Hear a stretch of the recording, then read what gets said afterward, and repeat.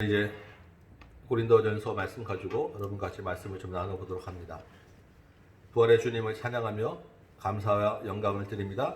우리 옆에 있는 분들에게 가족들끼리 서로 할렐루야 주님 부활하셨습니다 한번 인사하시고 같이 한번 그래도 외치시고 같이 말씀 나누도록 하겠습니다. 주님 부활하셨습니다.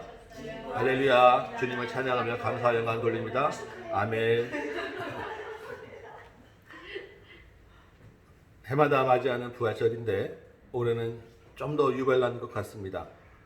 기독교의 가장 핵심인 십자가와 부활을 기념하는 주일로서 우리가 가장 기뻐해야 될 날인데 이렇게 보낸다는 것이 너무나 아쉽기도 하고 안타깝기도 하고 한편으로 화가 나기도 합니다.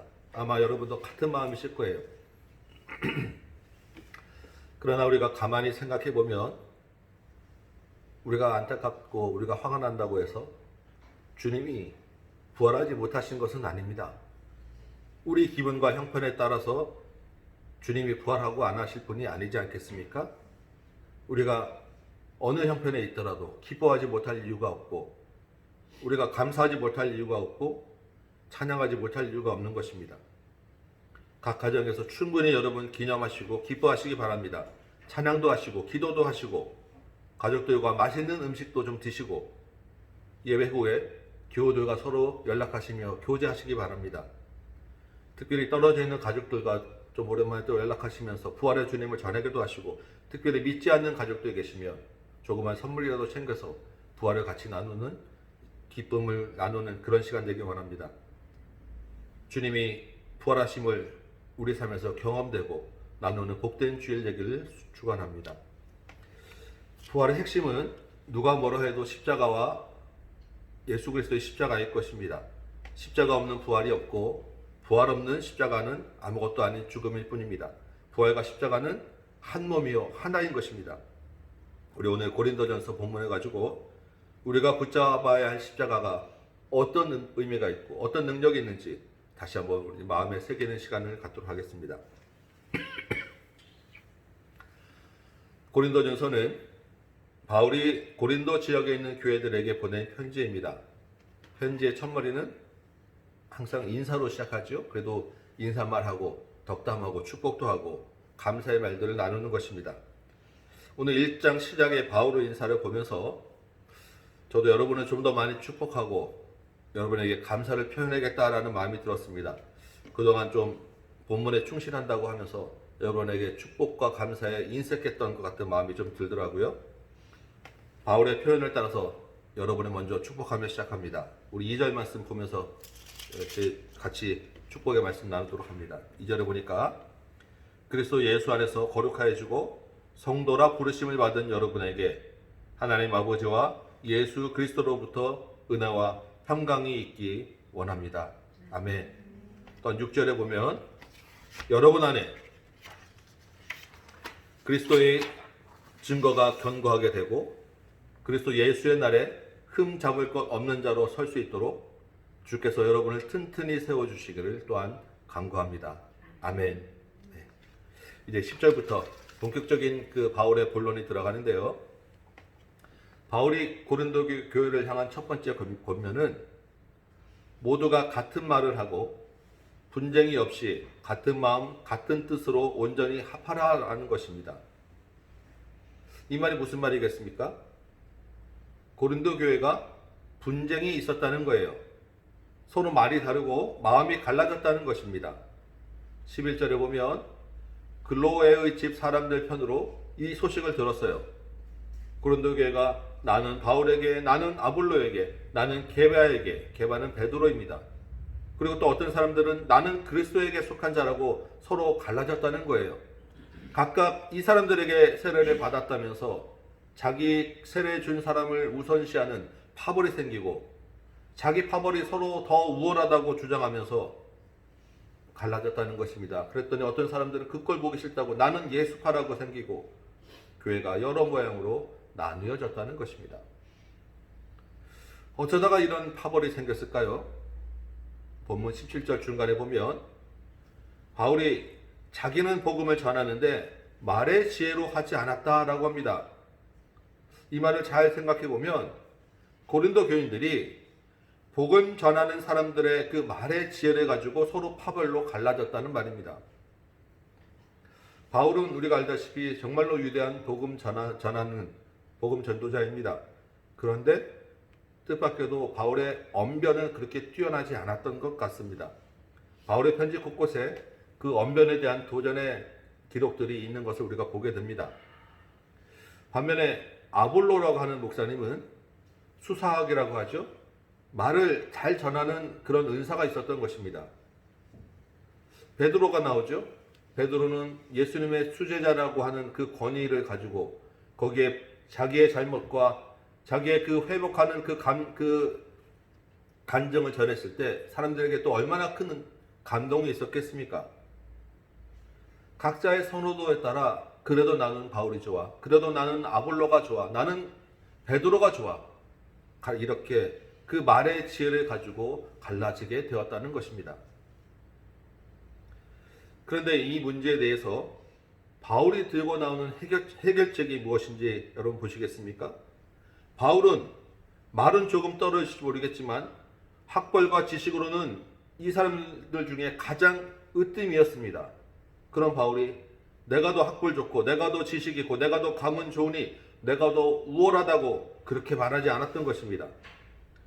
그런 것들이 중요한 게 아니라 핵심은 그리스도의 십자가라고 이야기하는 것입니다.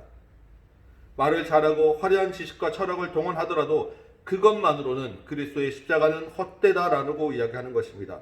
복음은 말이나 지혜가 아니라 예수 그리스도의 십자가라고 지금 이야기하고 있는 것입니다. 파벌로 갈라져서 분장하는 고린도 교회를 향하여 너희 안에 예수 그리스도의 십자가가 있느냐고 지금 묻고 있다는 것입니다. 너희가 그 십자가의 능력을 의지하며 살고 있다면 어찌 분쟁이 있을 수 있냐는 것이죠. 바울의 모든 삶의 중심은 오직 예수의 십자가뿐이었던 것입니다. 우리 18절 말씀 한번 볼까요? 18절 우리 다 같이 한 목소리로 한번 읽도록 하겠습니다. 18절 시작. 십자가의 도가 멸망하는 자들에게는 미련한 것이요 구원을 받는 우리에게는 하나님의 능력이라. 아멘.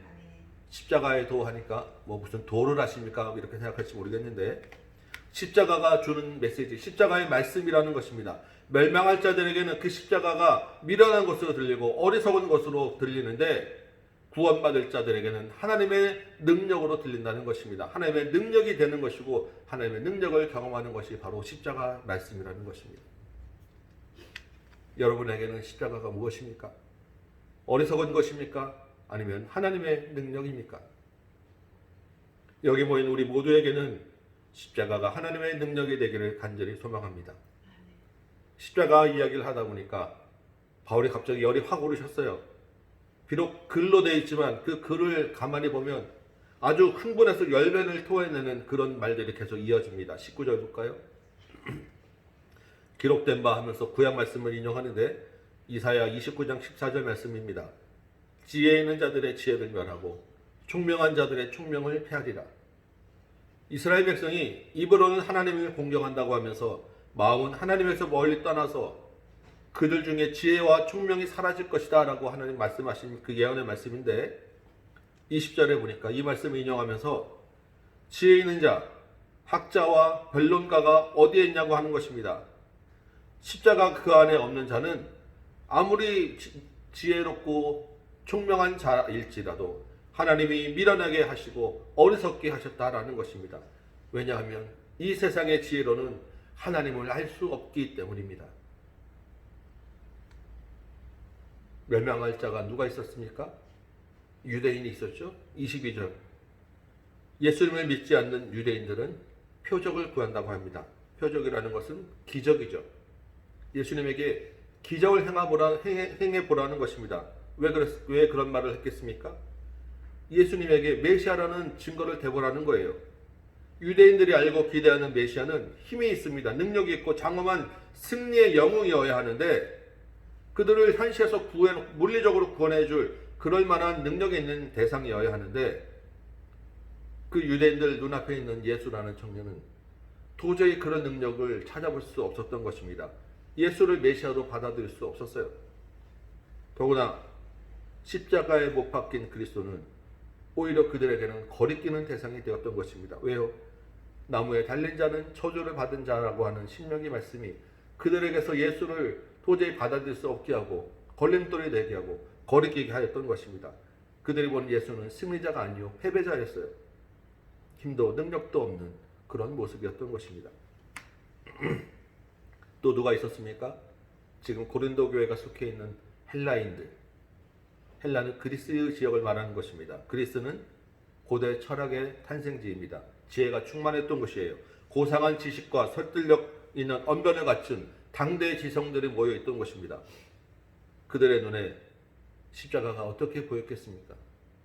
그들은 십자가에서 무슨 특별한 논리가 있는지 어떤 철학이 있는지를 찾았는데 그들의 눈에는 아무것도 그런 것이 보이지 않았던 것입니다. 23절에 있는 대로 그리스도의 십자가는 미련한 것으로 볼 수밖에 없었던 것입니다. 미련한 것이라는 말은 그냥 좀 어리석고 지식이 부족하다는 정도의 수준이 아닙니다. 이 말의 그 의미는 정신이 나갔다라는 것입니다. 미쳤다는 거예요. 십자가라는 끔찍한 처형을 받아서 죽은 신을 믿고 더구나 그자가 다시 살아났다고 하는 그 말도 안 되는 소리를 하는 망상과 오히려 사회를 해하는 그런 미신적인 존재들, 정신 착락에 빠진 사람들이 바로 헬라인들의 눈에 비친 교회였다는 것입니다. 그런데 바울이 뭐라고 합니까?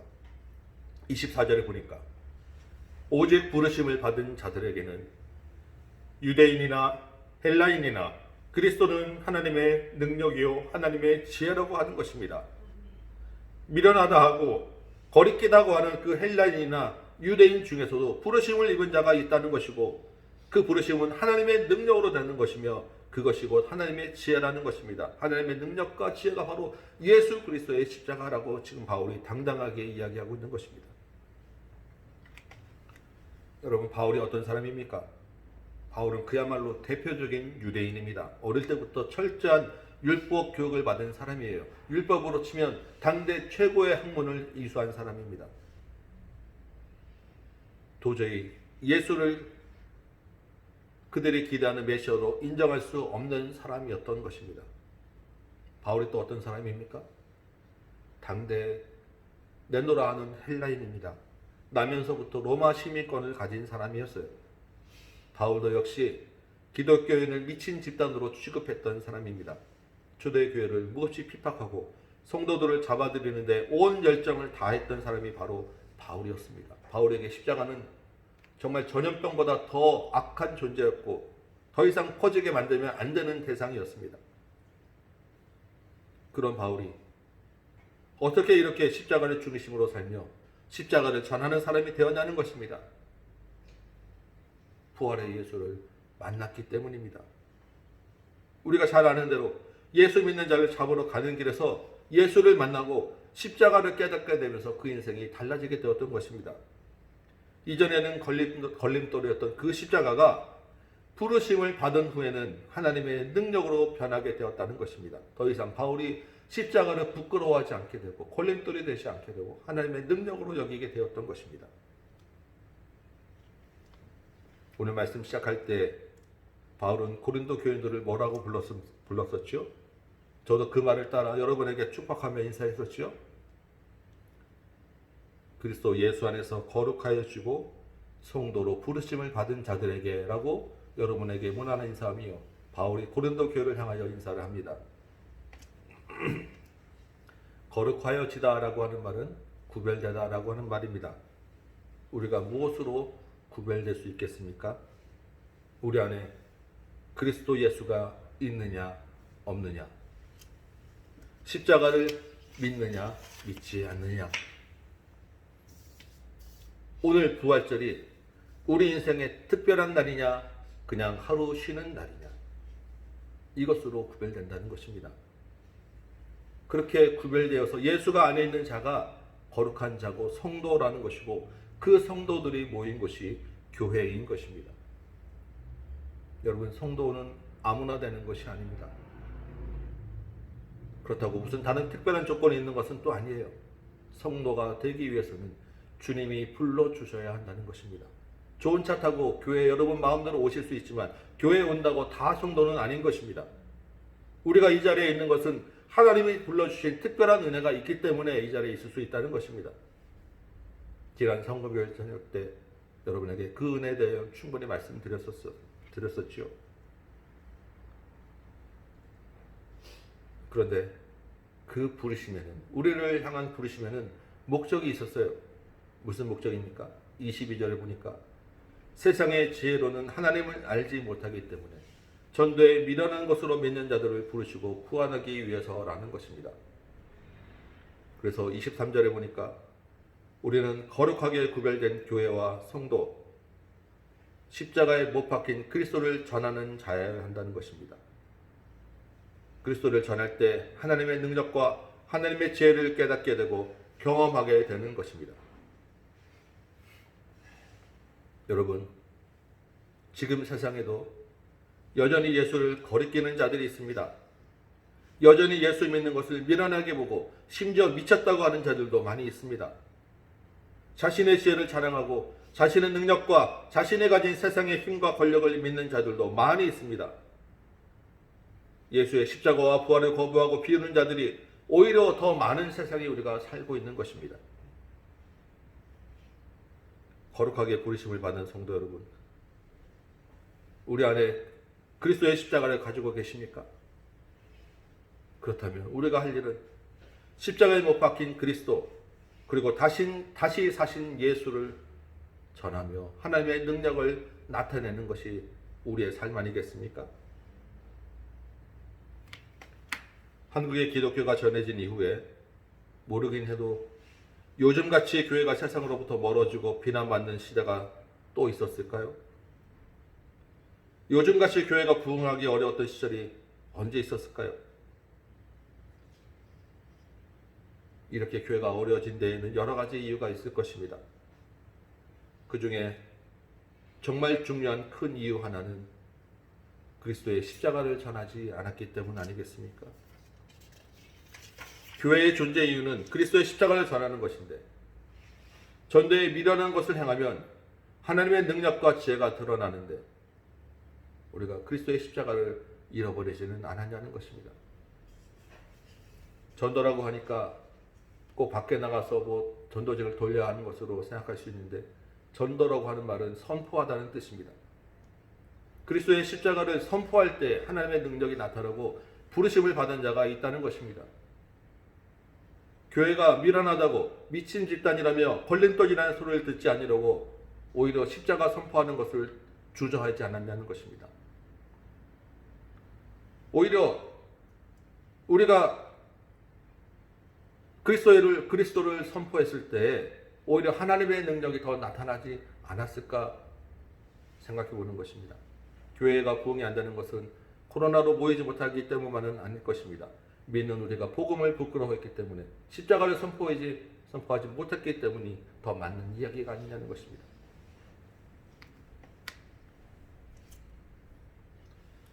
여러분, 그렇다면 교회는 왜 십자가를 놓치고 왜 십자가를 선포하지 않았을까요? 왜 점점 힘을 잃어가면서도 그냥 그것을 깨닫지 못하고 있었을까요? 오늘 본문을 보니까 바울이 이렇게 이야기하죠. 교회가 갈라졌기 때문이다. 교회 안에 분쟁이 있기 때문이다. 이것이 무슨 장로교, 감리교, 순복음, 예장통합 이런 것으로 갈라져 있는 것을 이야기하는 것은 아닙니다.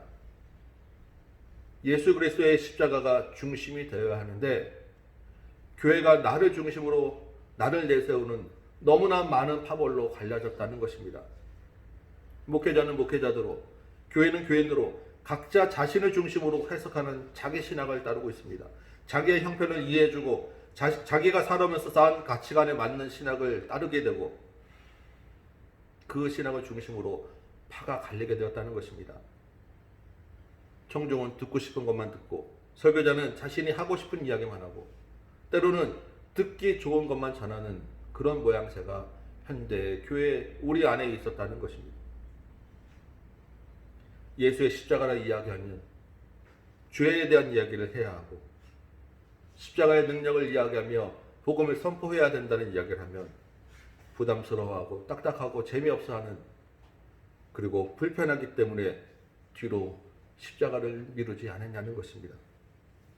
딱딱한 이야기하면 사람들이 오지 않고, 사람들이 오지 않으면 헌금이 줄어들고 재정과 교회 운영이 어려워지기 때문에 오히려 염려하고 두려워하지는 않았냐는 것입니다.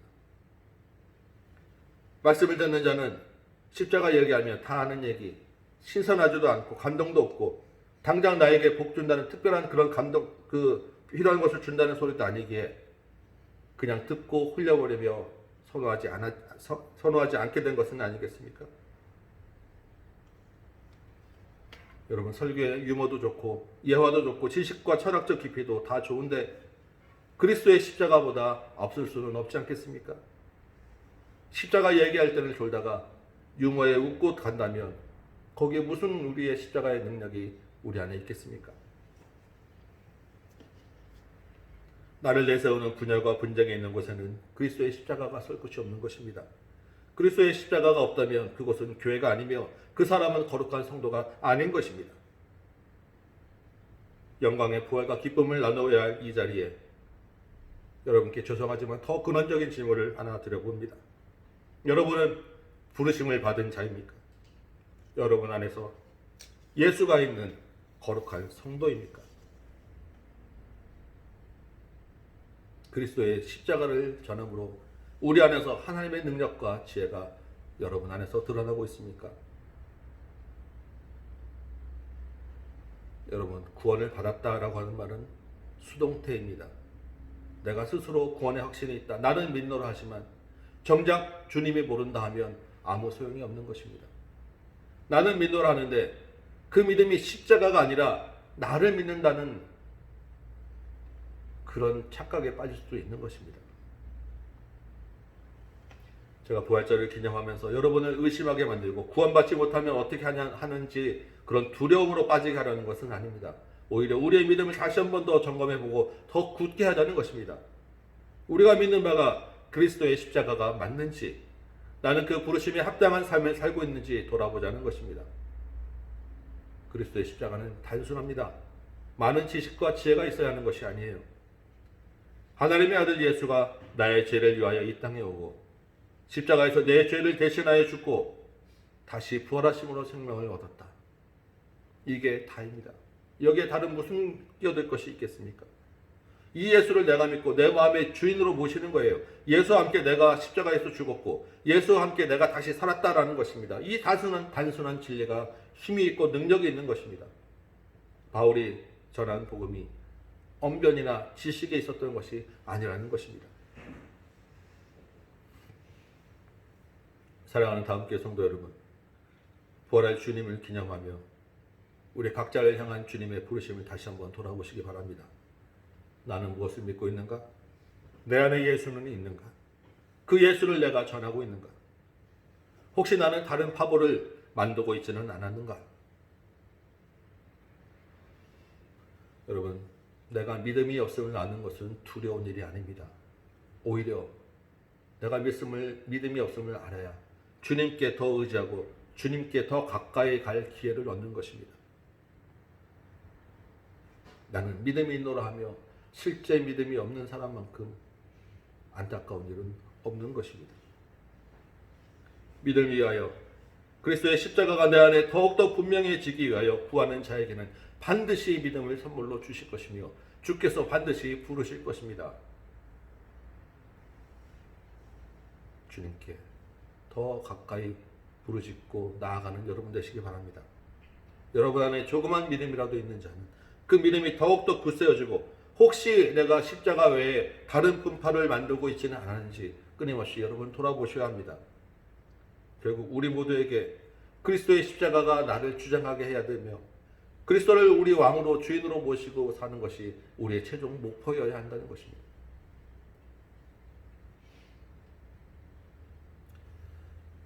바울이 고린도 교회를 향하여 분쟁을 이야기했던 해결책의 제일 마지막 구절은 온전히 합하라라고 하는 것입니다. 10절 말씀에 보면 너희 속에 분쟁이 있는 것을 제하고 온전히 합하라라고 이야기합니다. 우리 안에서 각자의 파벌을 제거하고 그리스도의 십자가로 채워지면 우리 안에 어떤 일이 일어나는 줄 아십니까? 우리가 다시 합하게 됩니다. 연합하게 되는 것입니다. 누구와 합하게 됩니까? 바로 그리스도와 하나님이 한 몸이 되듯이 그리스도 안에서 우리가 하나님과 합하게 되는 것입니다. 한 몸으로 연합하게 되는 것이 바로 그리스도의 십자가의 능력이라는 것입니다. 우리 안에 그리스도의 십자가가 있을 때 가능한 일이에요. 하나님과 한 몸이 될 때 비로소 우리가 죄에서 떠나 온전한 거룩한 성도가 되는 것입니다. 우리 안에 또한 그리스도가 있으면 또 어떤 일이 일어나겠습니까? 교회가 하나가 되는 것입니다. 서로 성도 간에 한 몸이 되는 것입니다. 그리스도 안에서 한 형제가 되었기 때문입니다. 각자가 주장하던 파벌이 사라지고 이제는 우리 안에 십자가로 하나만 남았기 때문입니다. 같은 것이 남았기 때문에 우리가 하나가 되는 것입니다. 하나님의 능력과 하나님의 지혜가 바로 여기에 있는 것입니다. 예수가 내 안에 있다 하고 십자가를 민노라 하면서 용서하지 못하고 받아들이지 못할 사람이 누가 있겠습니까? 서로 이해하지 못할 일이 무엇이 있겠습니까? 이것이 십자가의 도움이와 십자가의 능력 아니겠습니까? 그리스도의 십자가의 부활을 기념하며 우리 이 말씀 한 절 다시 읽으며 마무리하려고 합니다. 18절 말씀. 아까 읽었던 말씀인데 다시 한번 같이 읽도록 하겠습니다. 18절 찾으셨죠? 다 같이 읽습니다. 시작. 십자가의 도가 멸망한 자들에게는 미련한 것이요 구원을 받는 우리에게는 하나님의 능력이 됩니다. 아멘. 우리 안에 있는 각종 분파를 제거하고 그리스도의 십자가로 가득 채우시기를 소망합니다. 주님의 부르심을 따라 우리 안에 있는 십자가를 선포하는 열정이 솟아나는 이 시간 되기를 소망합니다. 하나님과 연합하고 교회가 연합하여 하나님의 능력을 증거하는 우리 다음 교회와 우리 모든 성도 되시기를 소망합니다. 예배를 마치고 각자 각 가정의 방법대로 그리스도의 십자가와 부활을 전하는 시간을 가져보시면 좋겠습니다. 아멘은 친지와 가족에게 또 앞집과 옆집에게 이웃에게 십자가와 부활이라는 복음을 전하는 그러면 그 전함으로 또한 우리가 부활을 경험하는 그런 시간을 가져보시기 바랍니다. 주께서 우리를 통하여 전도에 미련한 것으로 믿는 자들을 구원하시는 것을 기뻐하신다고 하셨습니다. 이 한 주간에 그리스도 안에서 한마음 한뜻으로 부활의 주님을 증거하며 거룩한 삶 사는 우리 모두 되시기를 주님의 이름으로 축원합니다. 아멘.